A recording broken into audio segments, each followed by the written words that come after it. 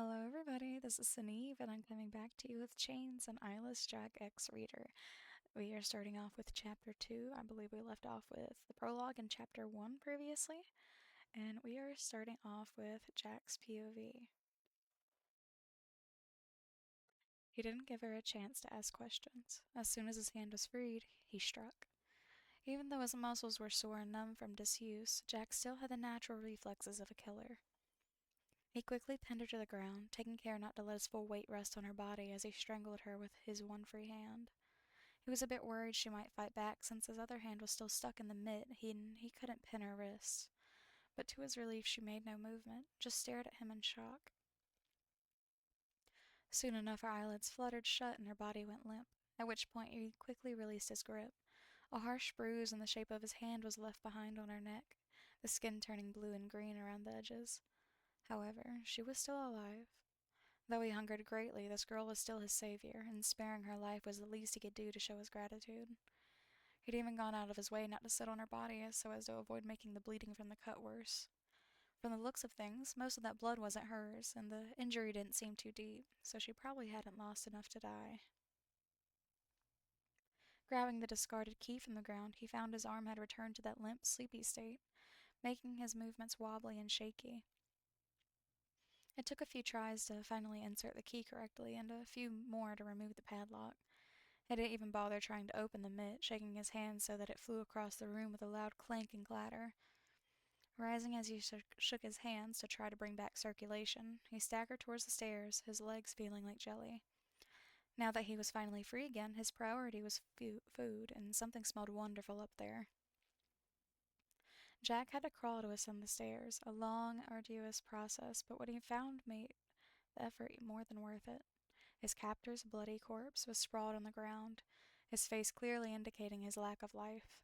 At first he was caught a bit off guard and froze, thinking the man was still alive for a moment. But realizing the man was dead, he broke into a giant smile. So badly had he wanted to be the one to kill him, but just seeing his body was satisfying for more reasons than one. Crawling over, he grabbed the knife on the floor next to the man's hand and raised it shakily. It wasn't his scalpel, but it would do. Quickly, he swung the knife down, blood spurting out of the resulting wound, and Jack dragged the blade across his back to create a jagged wound. Dropping the knife, he plunged his hands into the man's back and ripped out a kidney, his mouth watering violently as he nearly tore off his mask so he could stuff the organ into his mouth. It had been so long since he last eaten a fresh kidney, and the fact that it belonged to this wretched man made it taste even more wonderful. After finishing it, he pulled out more organs, devouring them ravenously. With each bite, he felt his strength returning bit by bit, until eventually he had finished and was able to stand up without shaking. He still wasn't at full strength, but he was much better than before. Wiping blood off his mouth, Jack glared at the man's corpse and spat it. How ironic that the man who had starved him for so long would provide his first proper meal in weeks. With his hunger satisfied, he took the opportunity to look around the remainder of the house, which had served as his prison for so long. It wasn't a very large house, one floor with a rather spacious and open floor plan. As he walked through it, he paused upon noticing a series of framed photographs hanging on the walls. Each one showed that man's face, flashing the camera a cheerful smile, making Jack's own face distort with anger. A low growl rumbled in the back of his throat, and he angrily swiped at them with his claws and knocking them down one at a time. However, as he moved to knock another one down, his body suddenly tensed, claws mere centimeters away from the frame. Slowly, he lowered his hand and leaned closer for a better look. This particular photo seemed to be a couple of years old based on his captor's appearance, but what caught Jack's attention was the young girl sitting on his shoulder and smiling at the camera. Jack tilted his hand as he examined it. That brown hair and those brown eyes. He hadn't gotten a very good look earlier, and in this photo she looked pretty young. But he was relatively certain that it was the same girl from the basement. At this point, he began studying the other photos more carefully, and sure enough, the same girl appeared more and more. Her age fluctuated, obviously. These weren't hung in chronological order, but the resemblance only grew until finally he found what seemed to be the most recent one. Any doubts that remained were cast away. She was even wearing the same shirt, pre-tearing/bloodying. Walking through the house a little more, Jackson arrived at a white wooden door with a small nameplate hanging on it. A curling lettering spelled out the name, Ash. Entering, he found himself standing inside what was clearly a girl's room specifically, the girl from the basement, whose name was apparently Ash. Apparently, his savior was that man's daughter or something. Jack recalled the injury on the girl's side and his captor's corpse. Drops of blood trailed through the house leading from the front door to the man's body, but he could tell that the girl had been attacked near the basement. Most likely his captor had left to go hunting for food for him, only to get injured and later attack his daughter for food. Poor little girl, he thought with a smirk as he returned to the basement, descending the steps silently. Guess your beloved daddy cared more about the monsters than you. He found the girl in the same spot he'd left her body completely still save for her chest slowly rising and falling. Blood still continued to seep out of her side, creating a small puddle around her side. It smelled delicious, but he would resist it. Jack quickly grabbed a blanket lying on the couch and tore it in half, carefully lifting her torso and wrapping one of the strips around her to stop the bleeding for the moment. Carefully, he lifted her limp form into his arms, taking care to support her neck as he carried her up the stairs. He wouldn't be going home empty-handed. Chapter 3. Reader's POV. I sat on the couch, reading the most boring book I've ever read, when I heard the familiar sound of tires crunching over gravel.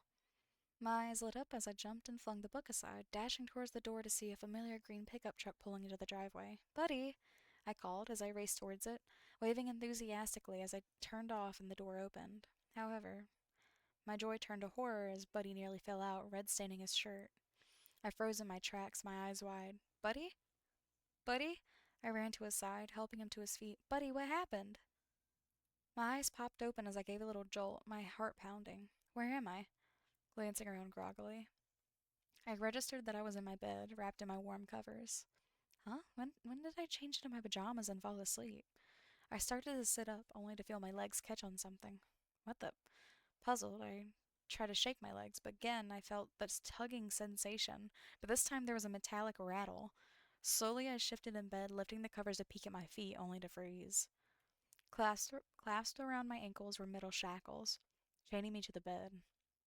As I stared at them in shock, suddenly everything came racing back to me. Buddy had tried to kill me, he was keeping a person in the basement, and that person tried to kill me. Panicked, my eyes suddenly flew towards the mirror above my dresser, staring at my reflection. I looked frazzled, my hair untidy with specks of blood on my face, remembering the strange creature from the basement strangling me. I pulled at the collar of my shirt to expose my neck, a dark bruise covered it, my skin blackish blue. Trembling, I slowly reached a shaky hand to my throat. A light pain radiated from where my fingertip touched it, making me quickly gasp and swing my hand away. Footsteps sounded outside my door, and I snapped my head towards it, staring at it with wide eyes. As the handle slowly turned, I quickly snapped my head back towards the ceiling and squeezed my eyes shut, trying to calm myself and relax so it would look like I was still asleep. I heard the door open, and soft footsteps slowly approached the bed, each one sounding more like small booms in my current fear, before stopping a few feet away.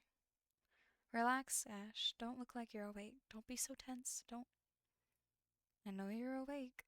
The demonic-sounding whisper made my eyes shoot open to see that navy blue mask staring down at me. Outside of the basement's dim lighting, I was able to see it much more clearly. It was relatively featureless, no mouth or nose, just two black holes for eyes fitted with some fabric that prevented me from seeing what was underneath it. Streaks of black paint dripped from the eyes, making it seem as if he was crying. As soon as I saw it, I started to scream, only for a gloved hand to shoot forward and cover my mouth. "There's no need to scream," he told me, his tone neutral, but his voice tinged with a demonic quality that made me shudder. "There's no one who can hear you anyway." My eyes widened as I stared at him, trembling. He was right. Our house was in the mountains, miles away from civilization. We were all alone here, just me and him and a monster and his victim. Seeing the fear in my face, he seemed satisfied by my reaction and leaned forward just a bit. "I'm going to remove my hand. If you scream, I'll crush your windpipes. Understood?" Tears in my eyes, I nodded, and he pulled back and removed his hand. "Who are you?" I whispered, my voice shaky and hoarse. "Jack. More specifically, people call me Eyeless Jack. Though Jack is fine. I take it you're Ash?" My eyes had widened. "How?" He gestured to the door where the nameplate hung. "Ah, of course. Buddy had bought it for me when I'd first arrived as a welcome present, and even though it didn't entirely fit my taste anymore, I still kept it hanging there. Oh. With that question answered, I became silent, too afraid to speak. The boy, Jack, didn't speak, just staring at me silently and giving me time to think, swallowing. I finally croaked out, Are you going to kill me? Immediately, I regretted asking and I squeezed my eyes shut, holding my breath as I waited for his reaction. If I were, I would have killed you by now, wouldn't I? He pointed out, and I opened one eye to see him lifting the covers off of me. I winced and bit back the instinctive urge to cry out as he reached for the bottom of my shirt and began unbuttoning it. Undoing only the bottom 3 buttons, he then stopped and lifted half of my shirt so I could see under it. Bandages were wrapped tightly around my abdomen, covering all of the exposed skin and continuing under the rest of my clothes. I shuddered as I noticed a large red stain along my side, recalling how Buddy had slashed me there. The injuries weren't too deep, and you didn't lose too much blood, so treating it was simple enough, though the bruises on your neck will probably stick around for a while. The mention made me wince, conjuring the memory of his clawed, ash-gray hand wrapped around my throat. Silence fell as I just stared at the bandages, trying to process all of this. Jack said nothing and just stood there, patiently waiting for me to finish absorbing everything. Why? I finally asked, my voice barely audible. I gave a startled yelp as he suddenly placed a finger under my chin and tilted my head upwards, his face now mere inches from mine. Slowly, he reached towards his mask with his other hand. As he tilted it to the side to reveal the lower half of his face, my eyes grew wide. His skin was just as gray as his hand, a shade that couldn't possibly be human, and his mouth. It twisted into an evil-looking smile that revealed rows of sharp, pointed teeth. Strands of something white and stringy hung from the tips. Was that flesh? My stomach churned as I stared at it, further confirming my fears that he wasn't human. His smile seemed to only grow wider as he observed my reaction, satisfied and excited. Slowly he leaned forward, and his breath warm as he whispered into my ear, "Because I have a few questions that I think only you can answer." That is the end of those 2 chapters. It's a little short, but hey, this is a little more like stuff going on than the other one that we had. But I'm kind of liking this. I'm not gonna lie. I swear I'm pretty sure I've read this one before because I swear I can remember the whole cabin in the like mountains type of thing. And I'm liking this. This is getting me excited. I love it. I love it. I love it. I love it. But let me stop geeking out over my own reading. But I will see you guys in the next video and let me know what you think. Any recommendations, any all that jazz, just let me know and I will get started on Tiki Toby. You guys have a wonderful day and bye bye.